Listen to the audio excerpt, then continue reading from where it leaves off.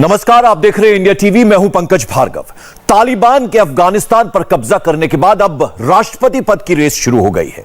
आज कुरुक्षेत्र में इस पर विशेष चर्चा होगी, लेकिन उससे पहले अफगानिस्तान से एक बड़ी खबर आ रही है। तालिबान नेता मुल्ला अब्दुल गनी बरादर काबुल पहुंच चुका है। मुल्ला बरादर आज काबुल में जिहादी और सियासी नेताओं से मुलाकातें कर रहा है। इससे पहले अफगानिस्तान में नई सरकार के गठन पर कई दौर की अनौपचारिक बैठकें पहले ही हो चुकी हैं। तो अफगानिस्तान में तालिबान का सुप्रीम कमांडर कौन होगा? तालिबान के 3 मुल्लाओं के नामों की चर्चा जोरों पर चल रही है। अफगानिस्तान के राष्ट्रपति पद का सबसे तगड़ा दावेदार दिख रहा है मुल्ला अब्दुल गनी बरादर। यह तालिबान की पॉलिटिकल यूनिट का मुखिया भी है। मुल्ला बरादर तालिबान के सबसे ताकतवर कमांडरों में से एक है। मुल्ला बरादर तालिबान के गठन में सहयोगी भी रहा है और यह मुल्ला उमर के सबसे भरोसेमंद कमांडरों में भी शामिल रहा है। दूसरा नाम की अब बात करते हैं। दूसरा नाम है मुल्ला अखुंदजादा का। फिलहाल तालिबान की कमान हिबतुल्लाह अखुंदजादा के पास है। तालिबान के किसी भी मसले पर आखिरी फैसला मुल्ला अखुंदजादा ही लेता है। तालिबान की राजनीतिक, धार्मिक और सैन्य मामलों पर अंतिम फैसला हिबतुल्लाह अखुंदजादा ही करता है। अखुंदजादा इस्लामी कानून का अच्छा खासा जानकार भी है और इस वक्त तालिबान का सबसे बड़ा लीडर है। राष्ट्रपति की रेस में तीसरा नाम जो है वो है मुल्ला मोहम्मद याकूब का। मुल्ला याकूब तालिबान के संस्थापक मुल्ला उमर का बेटा है। तालिबान की मिलिट्री डिवीजन की कमान भी मुल्ला याकूब के पास है। तो ये 3 नाम जो हैं, इन पे सबसे ज्यादा चर्चा हो रही है। यानी सवाल यह है कि इनमें से कौन अगला राष्ट्रपति होगा अफगानिस्तान का। तो कुरुक्षेत्र में आज का सवाल यही है कि अफगानिस्तान का अगला राष्ट्रपति कौन होगा। क्या तालिबान का सरगना बनेगा अफगानिस्तान का राष्ट्रपति, या फिर तालिबान के सबसे वफादार को मिलेगी राष्ट्रपति की कुर्सी, या कट्टर इस्लामिक सोच वाले को तालिबान बनाएगा प्रेसिडेंट। इन्हीं सवालों पर होगा आज का कुरुक्षेत्र अब से कुछ ही देर बाद। तो आज कुरुक्षेत्र में हम बात करेंगे कि अफगानिस्तान को तालिबान का कौन सा मुल्ला चलाएगा। आज काबुल से एक और बड़ी खबर आई, वो ये कि अफगानिस्तान छोड़कर भाग गए राष्ट्रपति अशरफ गनी के भाई हशमत गनी अहमद जई अब तालिबान के समर्थन में आ गए। अशरफ गनी के भाई ने हक्कानी नेटवर्क के खलील हक्कानी के सामने यह पेशकश की और कहा कि वो तालिबान के हर फैसले के साथ है, वो तालिबान के समर्थन में है। खलील हक्कानी को तालिबान ने काबुल की सुरक्षा का इंचार्ज बनाया है। तो तालिबान दुनिया के सामने भले ही बदलाव की बात कर रहा है, चेंज की बात कर रहा है, बदले की बात कर सोच रहा है, लेकिन तालिबान के असली चेहरे को दुनिया भली भांति पहचानती है, जानती है। तो अफगान लोगों पर तालिबान जबरन अपने फैसले थोप रहा है। अपनी और अपनों की जिंदगी बचाने के लिए लोग तालिबान का समर्थन करने को मजबूर है। तालिबान एक और उनका फैसला अफगानिस्तान पर थोपने वाला है कि सरकार का मुखिया कौन होगा। तालिबान की सरकार में मंत्री कौन कौन बनेगा, किसे क्या जिम्मेदारी दी जाएगी। तालिबान में इस बात पर चर्चा चल रही है। तालिबान नेता मुल्ला अब्दुल गनी बरादर काबुल पहुंच चुका है, जिहादी और सियासी नेताओं से मुलाकात कर रहा है। इसी मुद्दे पर अब से कुछ देर बाद, यानी ठीक 5 मिनट के ब्रेक के बाद हमारे साथ कुछ खास मेहमानों का पैनल जुड़ने वाला है। हम फौरन हाजिर होते हैं। तो अफगानिस्तान के ताजा हालात इस वक्त यह है कि एक के बाद एक तालिबान अपने फैसले जबरन अफगानिस्तान के आवाम पर थोप रहा है। तो एक और फैसला भी थोपने वाला है, वो ये कि राष्ट्रपति कौन होगा अफगानिस्तान का। तो इसी पर आज का हमारा कुरुक्षेत्र, कुछ खास मेहमान हमारे साथ जुड़ गए हैं। उनका मैं परिचय आपसे करवा दूं। प्रकाश शाह साहब हमारे साथ यूएन में पूर्व भारतीय प्रतिनिधि हैं, रह चुके हैं, वो हमारे साथ जुड़ रहे हैं। उसके अलावा शीलकांत शर्मा साहब साक के पूर्व महासचिव हैं, वो भी हमारे साथ जुड़ गए हैं। Lieutenant general Rakesh Sharma retired रक्षा विशेषज्ञ हैं, और उसके अलावा lieutenant general Shankar Prasad retired रक्षा विशेषज्ञ हमारे साथ हैं। सर, आप सभी का बहुत बहुत स्वागत है। सबसे पहले तो मैं शीलकांत जी आपके पास आना चाहूंगा। देखिए, अभी इस वक्त तलवार की धार पर अफगानिस्तान है, और अब जिस तरह से हम देख रहे हैं कि जो सुप्रीम कमांडर्स हैं तालिबान के, वो एक एक कर काबुल में पहुंच रहे हैं। इस वक्त मुल्ला अब्दुल गनी बरादर भी पहुंच चुका है। तो ऐसे में सवाल ये उठ रहा है कि अब इन अगर 3 नाम जो सबसे ज्यादा चर्चा में हैं वो है, एक तो मुल्ला बरादर है, उसके अलावा मुल्ला अखुंदजादा है और मुल्ला याकूब है। अब सवाल यह है कि इनमें से कौन बनेगा, यानी सब ताकतवर ये कमांडर्स हैं। थैंक यू, मुझे आपको बुलाया इसलिए थैंक यू। और वहां एम्बेसडर प्रकाश शाह को देख रहा हूं, उनको मैं I salute him and also to general Sharma and general Shankar Prasad. देखिए, ऐसा है, ये तीनों नाम बहुत दिनों से चल रहे हैं। शुरू में आया कि मुल्ला बरादर होंगे, क्योंकि वो बातचीत में भाग ले रहे थे। दोहा भी वो ही गए थे, वो भी पाकिस्तान आते जाते रहे हैं, चीन भी वो गए थे, मॉस्को भी गए थे। तो उनके सबसे ताल्लुकात इस तरह से बन गए हैं। फिर नाम ये अखुनजादा का आने लगा कि नहीं ये हैं, ये करेंगे, और अब तीसरा नाम याकूब का आ रहा है। तो ये तीनों नाम ही जो हैं वो चल रहे हैं, और इनके बीच में आपस में कोई तनाव है ऐसी खबर अभी तक नहीं आई है। सिर्फ सवाल चुनाव का है कि इनमें से कौन ये लोग चुनेंगे। और एक बात और जो खबर में आ रही है वो ये है कि जो करजाई साहब हैं वो भी इन बातचीतों में लगे हुए हैं। जो गवर्नमेंट फॉर्मेशन की जो बातचीत हो रही है उसमें पुराने जो प्रेसिडेंट थे हामिद करजाई वो भी हैं, और अब्दुल्ला जो कि जो इनके साथ थे, गनी साहब के साथ थे लेकिन थोड़े से नाखुश थे, पर वो भी इनके साथ हैं, इन बातचीतों में लगे हुए हैं। तो अब देखना यह है कि ये जो जैसी कि आवाज हो रही है कि इंक्लूसिव गवर्नमेंट बनाएंगे, सबको साथ देंगे, वैसा करेंगे, या ये फिर सिर्फ जो लड़ाके हैं उनको लेंगे। तो अगर लड़ाकों को लेंगे तो उसमें जो अखुनजादा है उनका नाम बहुत ज्यादा है, क्योंकि वो बहुत दिनों से लगे हुए हैं इन सब उस काम में। और बरादर तो पाकिस्तान ने उनको अरेस्ट करके रखा हुआ था, 2-3 साल पहले तक तो पाकिस्तान की जेल, पाकिस्तान ने उनको डिटेन किया हुआ था। और याकूब का नाम है, लेकिन तो इसमें गैस पर करना थोड़ा सा कठिन है। पर चाहे जो भी होगा वो मेरे ख्याल से ये तीनों इकट्ठे ही होंगे, इनके बीच में आपस में कोई टेंशन की खबर नहीं है। प्रकाश राव साहब, जो सबसे बड़ा सवाल ऐसे में ये उठता है, लगातार तालिबान की तरफ से जितनी प्रेस कॉन्फ्रेंसेस हुई हैं उसमें ये दावे किए जा रहे हैं कि इस वक्त जो है बदला हुआ तालिबान है, वैसा नहीं है जैसा 20 साल पहले था, और एकदम चेंज है। लेकिन जो तस्वीरें सामने आ रही हैं वो दिल दहला देने वाली हैं, घबरा देने वाली हैं, और आवाम परेशान है। हम लगातार अफगानिस्तान से जो लोग हिंदुस्तान में काफी वक्त पहले लौट आए उनसे बात कर रहे हैं, उनके परिवार के लोग वो हैं, वो बहुत ज्यादा चिंतित हैं। तो ऐसे में सवाल यह पैदा होता है कि तालिबान जो है उसके आने के बाद अब अफगानिस्तान कैसा होगा आगे फ्यूचर में, कुछ उसके बारे में अंदाजा लगा पाना क्या भी पॉसिबल है? मेरे ख्याल में तो अफगानिस्तान, देखिए जब पहले सरकार बनी थी 1996 से आई थिंक इट वाज 2001, तब मैं यूएन में था, और तब भी यूएन वालों ने हिंदुस्तान को नहीं बुलाया था कि इसमें हम अपना व्यू ले सके।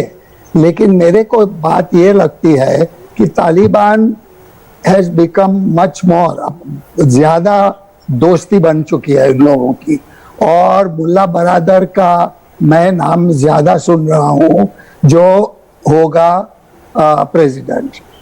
उसका मतलब ये नहीं है कि बाकी के दो जो हैं वो नहीं आएंगे। उन्होंने अंदर अंदर अपने आप एक वो कर लिया है वो उसमें कि कौन आएगा, कौन क्या करेगा, क्या नहीं करेगा। लेकिन तीनों जो अभी के कमांडर्स हैं वो आना चाहिए मेरे ख्याल से। बाकी के दो नाम जो श्रीकांत शर्मा ने दिए वो डाउटफुल हैं, क्योंकि उन लोगों को अभी पिछली सरकार में आने को बोला था, और वो पिछली सरकार में रहे हैं, इसीलिए उनको इतना ट्रस्ट नहीं करेंगे।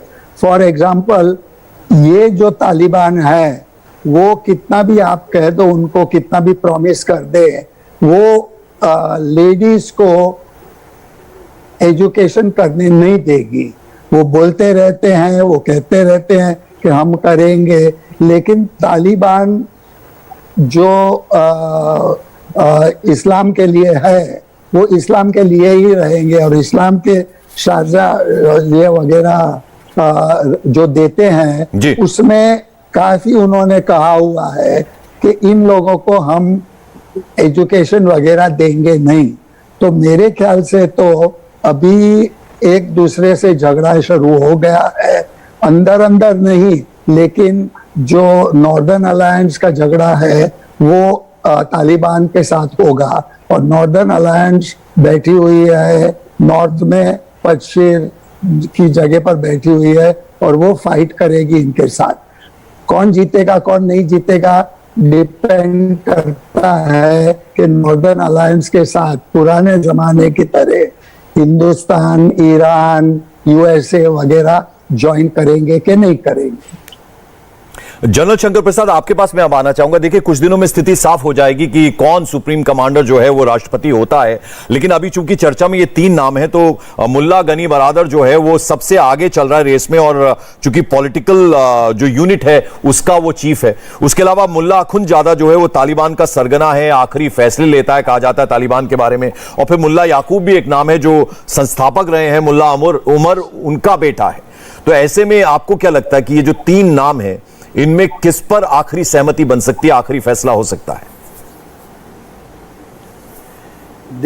देखिए जो भी सरकार बनेगी अफगानिस्तान में, उसमें केवल पश्तून नहीं होंगे बल्कि औरों को भी इसमें शामिल करना पड़ेगा, जैसे पहले भी हो चुका है।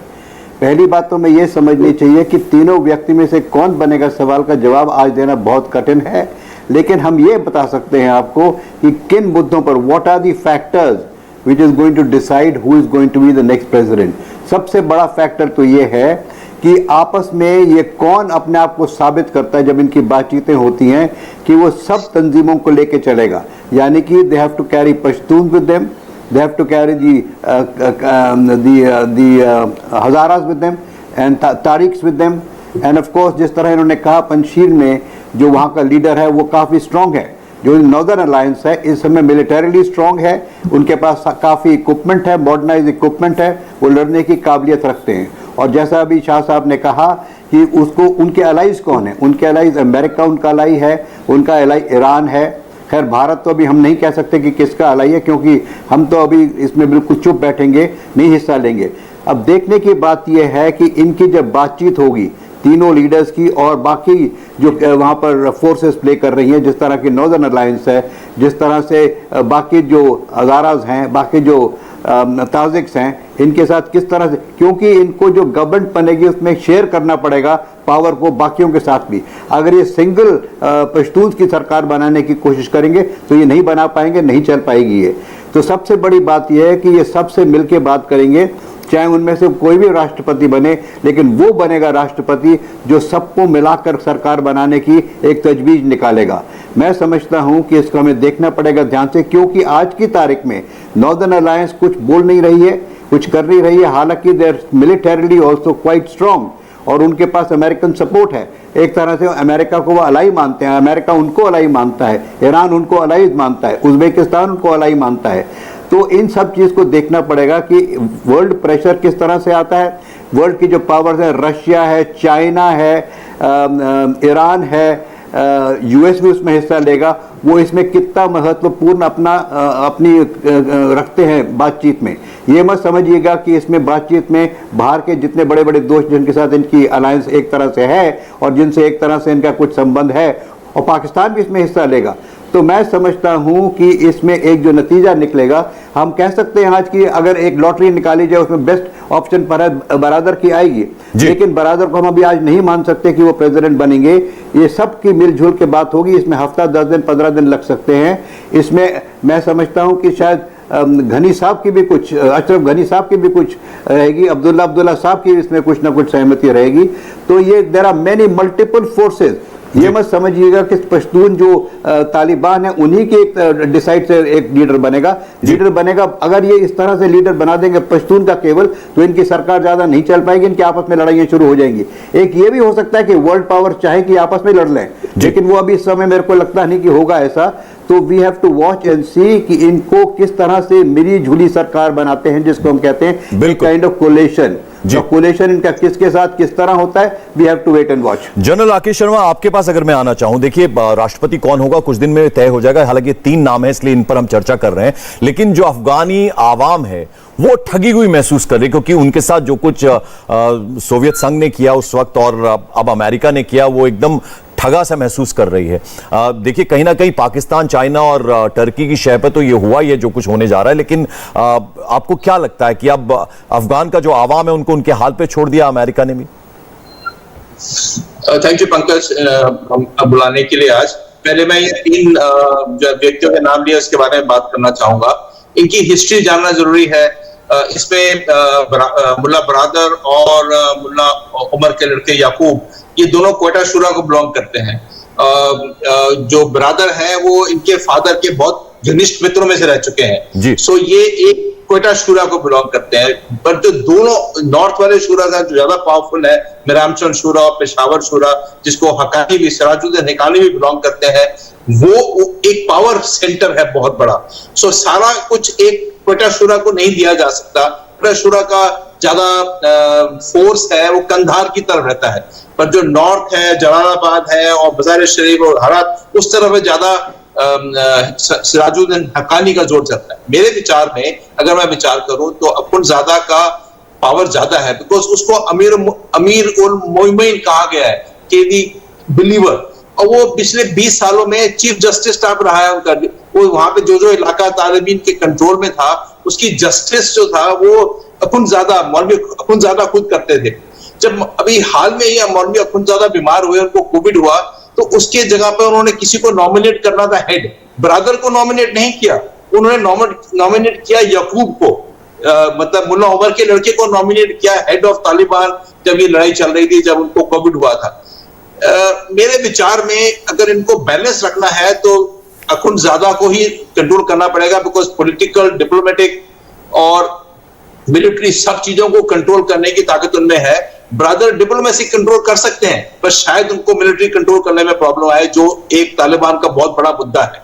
इसके अलावा एक तो डिप्लोमेट और भी है, एक का नाम कभी कभी आता है स्टेनकिंजाई, मेरे को प्रोनाउंसिएशन की प्रॉब्लम है, वो पुराने डिप्लोमेट रह चुके हैं और वो उनका वर्ल्ड वाइड वर्ल्ड वाइड उनका मैं नाम बताता हूं आपको, उसका नाम है शेर मोहम्मद अब्बास स्टेनकिंजाई। वो एक बहुत बड़े डिप्लोमेट रह चुके हैं, उनका भी नाम आता है बिकॉज वो वर्ल्ड वाइड एक्सेप्टेबल फेस है। पर मैं हाल में यही कहूंगा कि इसको करने के लिए अखुंज़ादा को ही कंट्रोल में रखना पड़ेगा। काउंसिल बना सकते हैं, एक काउंसिल, एक गवर्निंग काउंसिल बना सकते हैं जिसका एक हेड होगा, जैसे ईरान में चलता है, एक हेड होता है मौलवी टाइप और बाकी गवर्नमेंट दूसरी होती है। इस किस्म का कोई सिस्टम किया जा सकता है। और मैं ये बात से सहमत हूं कि उनको बाकी लोगों को इंक्लूड करना पड़ेगा। अभी भी काफी इलाके हैं जो तालिबान के कंट्रोल में नहीं है।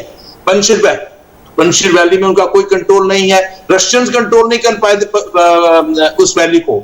और जब तालिबान ने 1996 में कंट्रोल हासिल किया, पूरी कंट्री को लेते लेते उनको 3 साल लग गए थे, मतलब पूरी कंट्री को कंट्रोल करने में। तो 1998-99 में उन्होंने पूरी कंट्री को कंट्रोल किया था।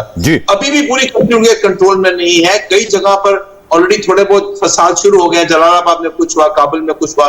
सो अगर वो चाहते हैं कि कंट्री को कंट्रोल करें, और जो वो चाहेंगे, मेरे विचार में उनकी जो गवर्नमेंट है वो एक होलिस्टिक गवर्नमेंट बनाएंगे। और मेरा ये भी विचार है कि चाइना आर्म ट्विस्ट कर सकता है इनके नॉर्दर्न नेबर्स को, बिकॉज उन सब का डिपेंडेंस है, हर कंट्री का यहाँ पे आसपास चाइना पे डिपेंडेंस है।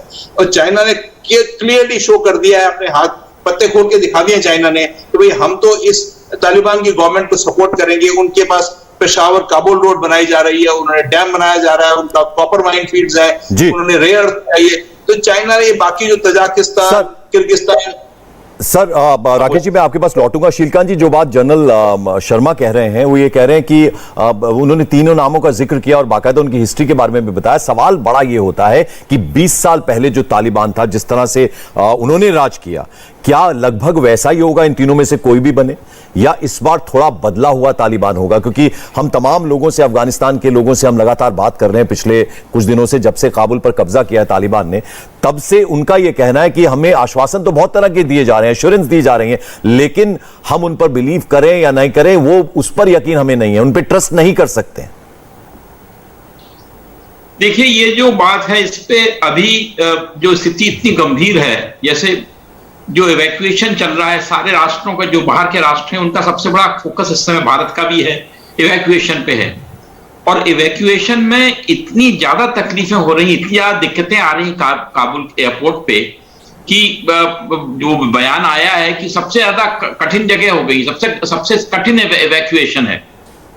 तो इस इवैक्यूएशन को डील करने के लिए डिप्लोमेसी की जरूरत है। इस इवैक्यूएशन को डील करने के लिए वो उनके नेताओं में से वो जो होगा जो सबसे अच्छी तरह से बात करे और सबके साथ मिलकर काम करे, तो वो उसकी छवि शायद बेहतर हो।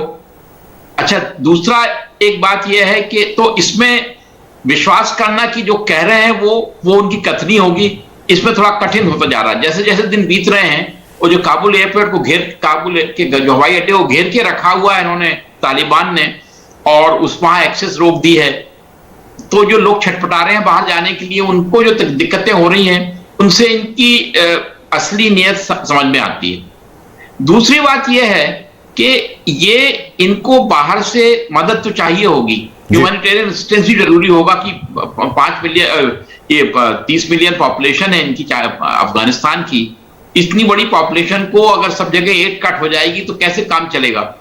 तो अब चाइना कभी पिछले 30 सालों के इतिहास में चाइना पॉलिटिक्स करता है और स्ट्रेटेजी करता है, लेकिन जहां तक मदद की बात आती है चाइना पीछे उठ जाता है और बाहर से लोगों से मदद दिलवाता है। उसके सारे जितने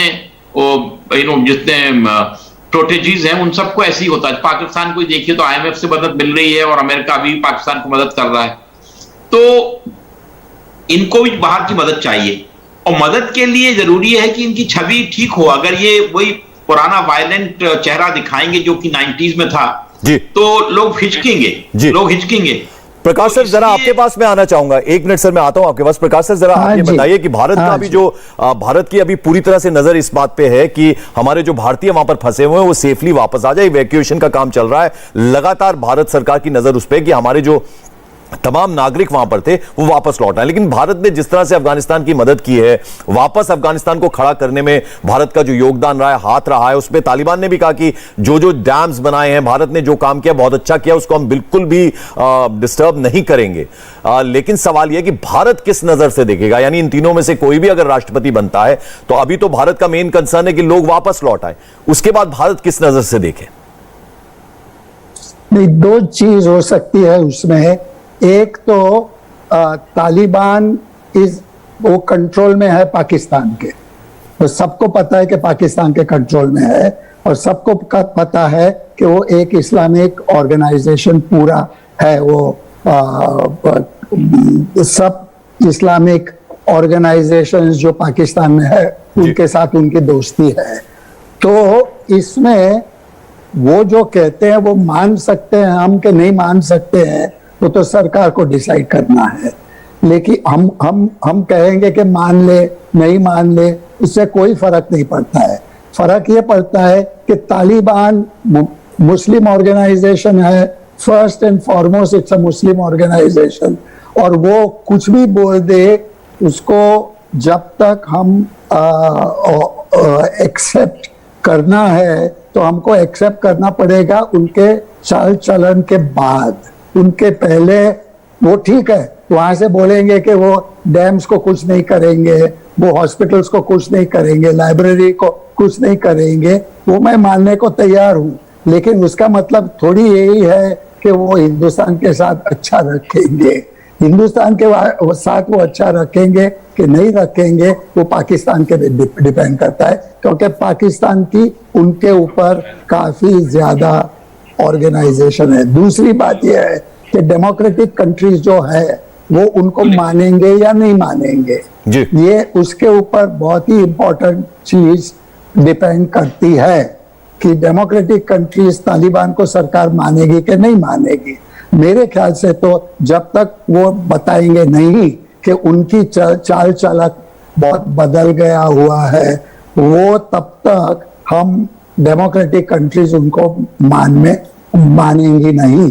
तो वो जो बात जब तक नहीं डिसाइड होगी तब हम बता नहीं सकते हैं कि कैसी सरकार होगी, कैसी सरकार। जनरल शंकर प्रसाद, जरा आप ये बताइए कि अमेरिका का समझ नहीं आता 20 साल किस तरह से अफगानी सैनिकों को तैयार किया, उनकी सेना को तैयार किया, वो पूरा इंटरेस्ट दिखाया, और फिर अचानक से इतना डिसइंटरेस्ट हो गया कि अफगानिस्तान को उसके हालात पे छोड़ के अमेरिका जो है अपने सैनिक वापस बुलाने शुरू कर दिए और बिल्कुल वो ध्यान हटा दिया। तो अमेरिका किस तरह देख रहा है इस पूरे घटनाक्रम को? अमेरिका इसको बहुत नज़दीकी से देख रहा है। अमेरिका इसमें काफ़ी इंटरेस्टेड रहेगा कि कैसी सरकार बनती है। अमेरिका ये देखेगा कि ये 6 महीने 8 महीने जितने भी लगते हैं उसमें किस तरह की सरकार बनाती है। आपका जो मेन सवाल है कि वहाँ पे इस तरह से भगदड़ क्यों मच गई, इस तरह से क्या हुआ, मेरी समझ में जो आ रहा है पिछले 10-15 दिन में जो हालात निकले हैं, हफ्ता 10 दिन में, कि there is a disconnect between the political hierarchy of America and the military hierarchy. जो पॉलिटिकल डिसीजन ठीक है या गलत है वो तो बात अलग रही, लेकिन जब पॉलिटिकल डिसीजन 8 महीने या 10 महीने पहले हो गया कि हम यहाँ से विड्रॉ करेंगे, उसके बाद ज़रूरी था कि मिलिट्री और पॉलिटिकल एस्टेब्लिशमेंट साथ काम करते कि किस तरह से प्लान्ड विड्रॉल होगा। ये प्लान्ड विड्रॉल नहीं हुआ। हमें मालूम, जैसे अब शर्मा जी, जनरल शर्मा भी कहेंगे कि withdrawal is also an operation of war. जिस तरह अटैक ऑपरेशन ऑफ वॉर होता है, डिफेंस ऑपरेशन ऑफ वॉर होता है, withdrawal is also an operation of war. इसको सिखाया जाता है कि किस तरीके से विड्रॉल होगा। अगर आप उस विड्रॉल की पैम्फलेट को पढ़ें और देखें कि इसमें से एक भी उसमें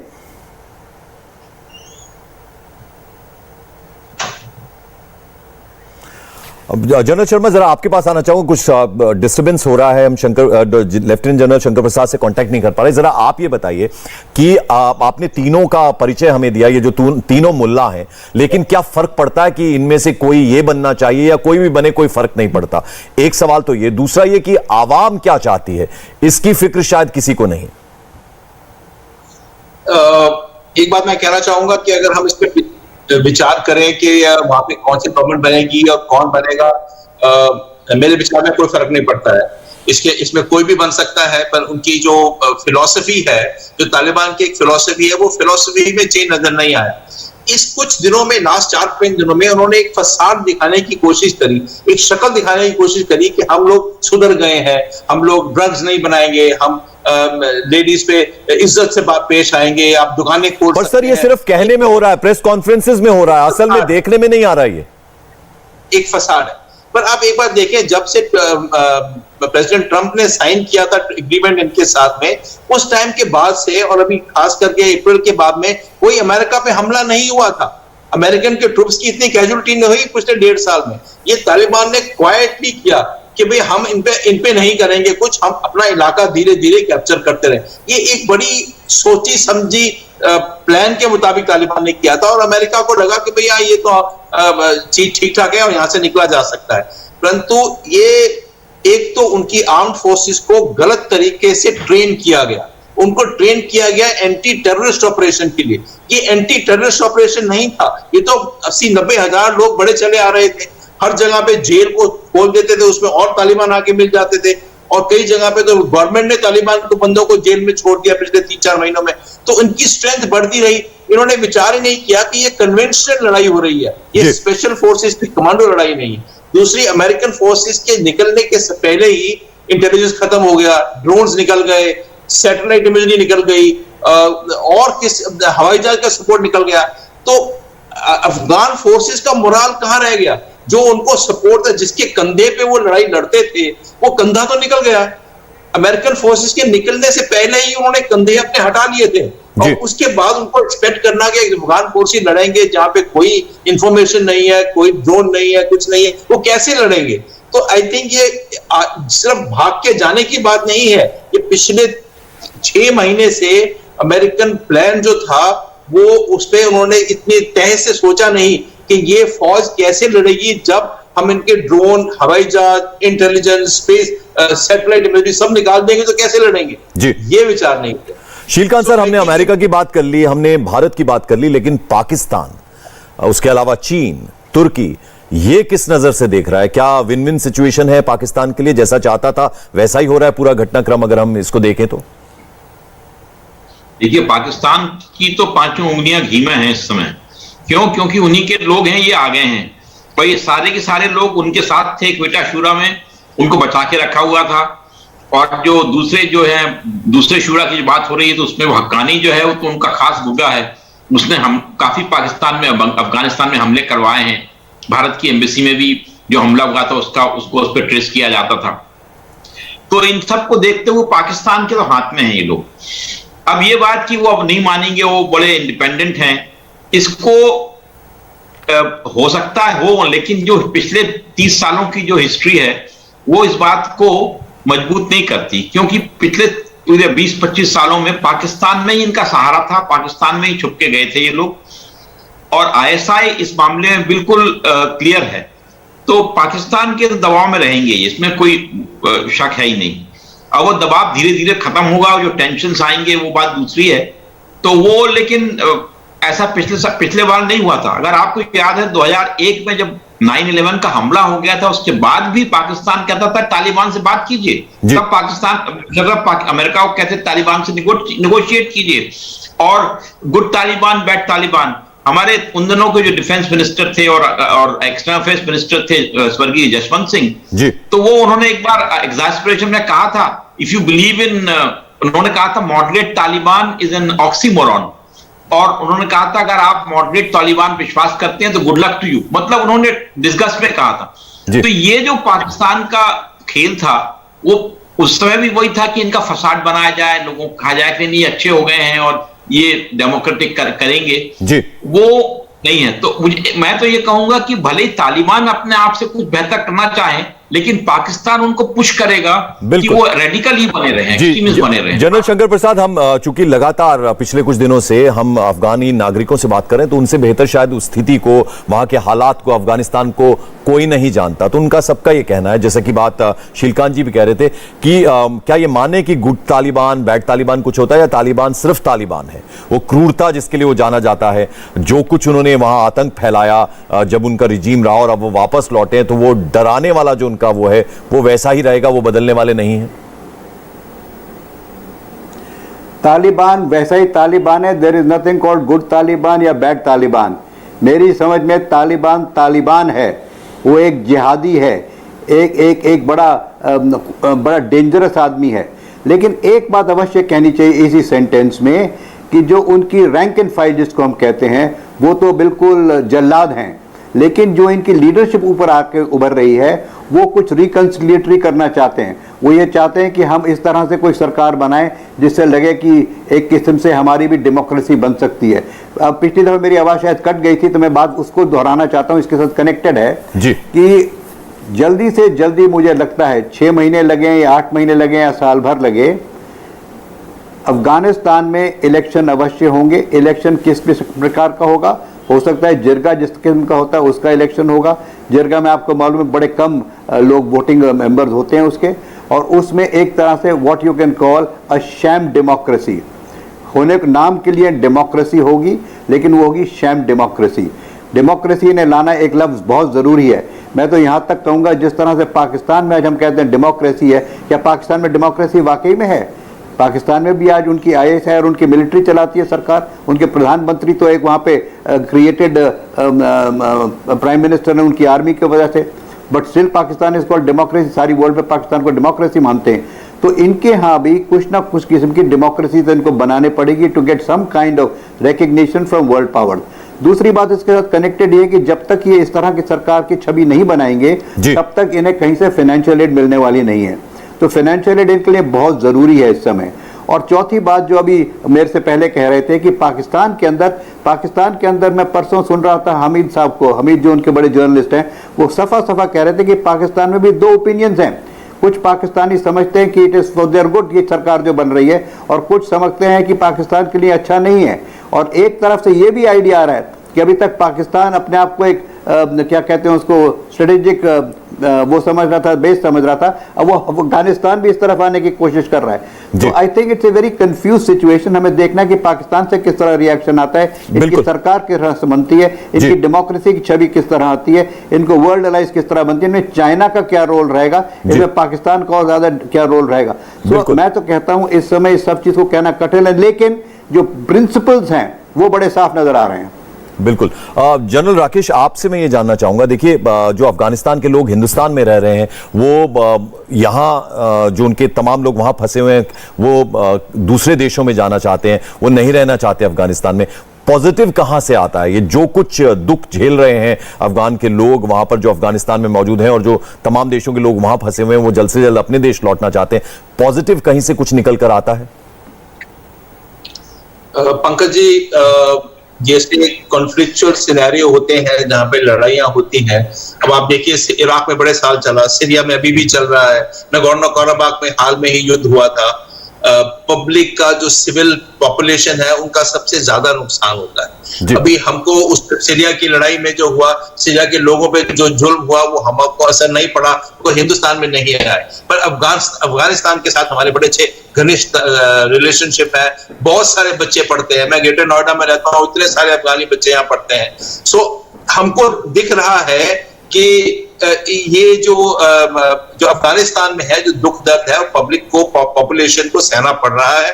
और मेरे विचार में ये काफी समय तक रहेगा, ये आसानी से सुलझने वाला मामला नहीं है।